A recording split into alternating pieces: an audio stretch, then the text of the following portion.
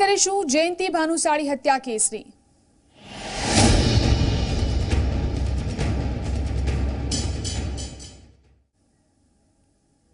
કચ્છના કનકપરમાં જયંતિ ભાનુશાળીનું વધુ એક ફાર્મ હાઉસ આવેલું છે। ફાર્મ હાઉસ નજીક તબેલો આવેલો છે, જે અગાઉ મનીષા ગોસ્વામીની માલિકીનો હતો।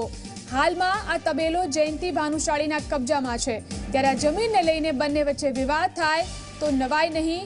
આ મહત્વના સમાચાર હાલમાં સામે આવી રહ્યા છે। કચ્છના કનકપરમાં જયંતિ ભાનુશાળીનું વધુ એક ફાર્મ હાઉસ આવેલું છે અને આ ફાર્મ હાઉસની નજીક એક તબેલો આવેલો છે, જે અગાઉ મનીષા ગોસ્વામીની માલિકીનો હતો।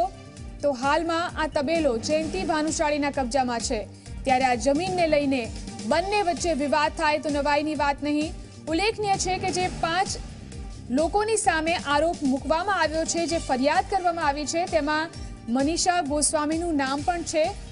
તો મનીષા ગોસ્વામી વિવાદાસ્પદ ચહેરો છે અને જમીનને લઈને વચ્ચે વિવાદ થાય તો નવાઈ નહીં, તે પ્રકારની વાત પણ સામે આવી રહી છે। બહુચર્ચિત જયંતિ ભાનુશાળી હત્યા કેસમાં પોલીસ હજી વિવિધ દિશામાં તપાસ કરી રહી છે। હજી પોલીસના હાથમાં કોઈ ચોક્કસ કડી હાથમાં લાગી નથી, પરંતુ જે પ્રકારે ફરિયાદમાં જે લોકોના નામ લેવામાં આવ્યા છે તેને લઈને પણ પોલીસ તપાસ કરી રહી છે।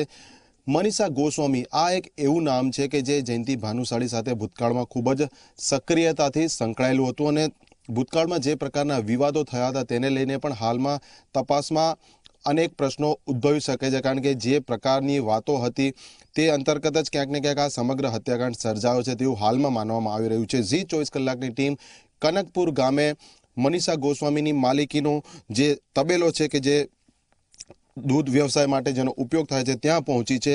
હાલમાં કહેવામાં આવી રહ્યું છે કે આ માલિકી ભલે મનીષા ગોસ્વામીની હોય, પરંતુ વર્તમાન સમયમાં સમગ્ર કબજો જે છે તે જયંતિ ભાનુશાળીના હાથમાં છે। કરોડો રૂપિયાની કિંમતની માલિકીની આ જમીન છે અને ભૂતકાળમાં જે પ્રકારે બંને વચ્ચેના જે સંબંધો હતા તેનામાં આ એકબીજાનો કબજો સોંપણીનો જે વિવાદ થયો હતો તે પણ આ હત્યા પાછળ કારણભૂત હાલમાં માનવામાં આવી રહ્યું છે। પોલીસ જે વિવિધ દિશામાં તપાસ કરી રહી છે, આગામી દિવસોમાં તપાસ અર્થે પોલીસ અહીંયા પણ આવી શકે તેવી વાત છે। ફક્ત આ તબેલો જ નહીં, નજીકમાં જ જયંતિ ભાનુશાળીની માલિકીનું ખૂબ જ વિશાળ ફાર્મ હાઉસ પણ આવેલું છે।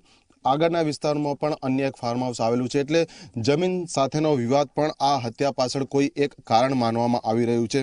ઝી 24 કલાકની ટીમે ગઈકાલે જે રીતે મનીષા ગોસ્વામીના માતા પિતા સાથે એક્સક્લુઝિવ વાતચીત કરી હતી તેનામાં તેમને પોતાની દીકરી સંપૂર્ણ નિર્દોષ હોવાનું જણાવ્યું હતું, જે તેમની એક લાગણી હતી, પરંતુ સાથે કેમેરા વગર અનૌપચારિક રીતે એ પણ વાત કરી હતી કે ભૂતકાળમાં જે પ્રકારે આ જમીનોને લઈને ખોટી હેરાનગતિ તેમની અને તેમના પરિવારની થઈ છે।